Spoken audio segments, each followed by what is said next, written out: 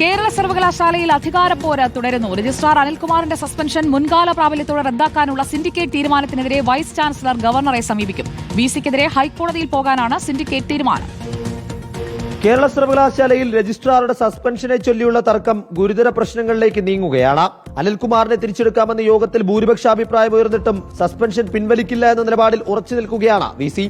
Suspension കാലയളവിൽ സർട്ടിഫിക്കറ്റുകളിൽ ഒപ്പിട്ടത് criminal കുറ്റമായതിനാൽ തിരിച്ച് ജോലിയിൽ പ്രവേശിപ്പിക്കാൻ കഴിയില്ല എന്ന് കാട്ടി ഉടൻ ഗവർണർക്ക് റിപ്പോർട്ട് നൽകും. എന്നാൽ ഹൈക്കോടതി നിർദ്ദേശം പാലിച്ചില്ല എന്ന് സൂചിപ്പിച്ച് വീണ്ടും നിയമ പോരാട്ടത്തിന് ഒരുങ്ങുകയാണ് ഇടത് സിൻഡിക്കേറ്റ്. രജിസ്ട്രാറുടെ നിയമന സമിതിയായ സിൻഡിക്കേറ്റ് സസ്പെൻഷൻ റദ്ദാക്കാൻ തീരുമാനിച്ചിട്ടും വിസി ഏകാധിപത്യപരമായി പെരുമാറുന്നു എന്നായിരിക്കും കോടതിയെ അറിയിക്കുക.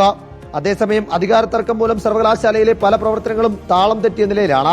150-ലധികം പ്രധാനപ്പെട്ട അജണ്ടകൾ ഉണ്ടായിരുന്ന ഇന്നലത്തെ യോഗത്തിൽ രജിസ്ട്രാറുടെ സസ്പെൻഷൻ മാത്രമാണ് ചർച്ചയ്ക്കെടുത്തത്. ഫിനാൻസ് കമ്മിറ്റി പാസാക്കിയ ബില്ലുകൾക്ക് യോഗം അംഗീകാരം നൽകിയില്ല. 2 മാസം മുൻപ് സമർപ്പിച്ച പ്രപ്പോസൽ പോലും വിസി പാസാക്കിയിട്ടില്ല. യൂണിയൻ ഫണ്ട്, ഇന്റർ യൂണിവേഴ്സിറ്റി കലോത്സവം എന്നിവയ്ക്കായി 33 ലക്ഷം രൂപയാണ് പാസാക്കേണ്ടിയിരുന്നത്. ഈ പണം അനുവദിക്കാത്തതിനാൽ യൂണിയൻ പ്രവർത്തനമടക്കം പ്രതിസന്ധിയിലാകും. തർക്കം മൂലം യോഗത്തിൽ നിന്ന് വിസി ഇറങ്ങിപ്പോയതിനാൽ അടുത്ത യോഗം എന്ന് ചേരുമെന്ന കാര്യത്തിലും വ്യക്തതയില്ല. റിപ്പോർട്ടർ, തിരുവനന്തപുരം.